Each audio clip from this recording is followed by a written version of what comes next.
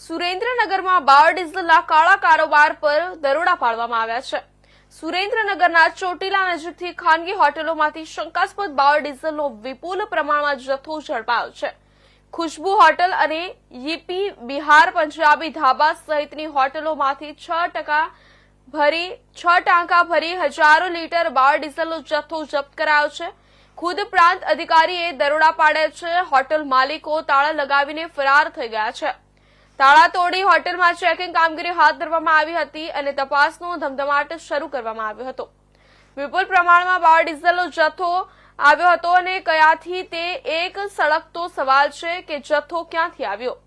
Police અને પુરવઠા વિભાગની કામગીરી શંકાના દાયરામાં છે। પ્રાંત અધિકારીએ વધુ તપાસ હાથ ધરવામાં આવી છે।